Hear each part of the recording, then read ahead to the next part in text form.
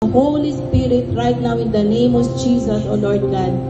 At Father, hayaan mo po ng bawat sa amin, Panginoon, ay magmahalan, mag-encourage, more, Panginoon, na mag-unawaan, O Lord God.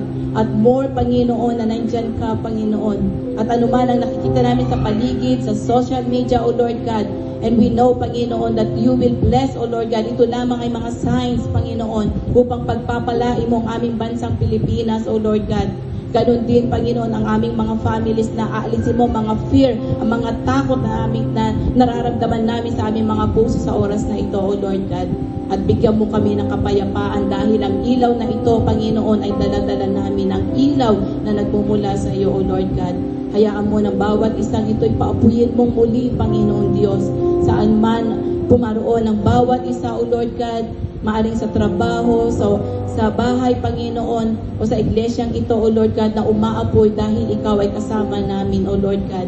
Dahil makikita nila na ibang-iba ang Kristiyano na kasama ang Diyos na sinasamba namin, O Lord God. Maraming pong salamat, O Lord. At kung sino man ang may sakit right now, in the name of Jesus, let the healing flows, O Lord God, in Jesus' name, O Lord God. At ganun din, Panginoon, kung may mga problema man, O Lord God, nililift up namin sa iyo, O Lord.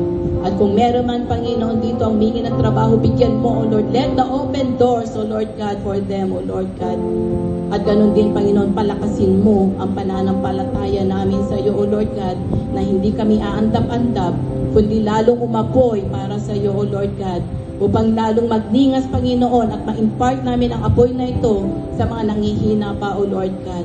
At more, Panginoon, maraming pong salamat sa biyaya mo, sa pag-ibig mo, O Lord God, at lalong-lalo na, Panginoon, na hindi mo kami iwanan ni pabayaan, O Lord God. Muli, Panginoon, tinataas namin ang iglesyang ito, O Lord God, tinataas namin ang aming pastor, tinataas namin ang elders, O Lord God, ang mga members, at more pang gagawin mo sa iglesyang ito, O Lord. Maraming pong salamat. At sa iyo lamang po ang lahat ng papuri, pagsambat, pasasalamat sa pangalan po ni Jesus. Amen. Thank you po.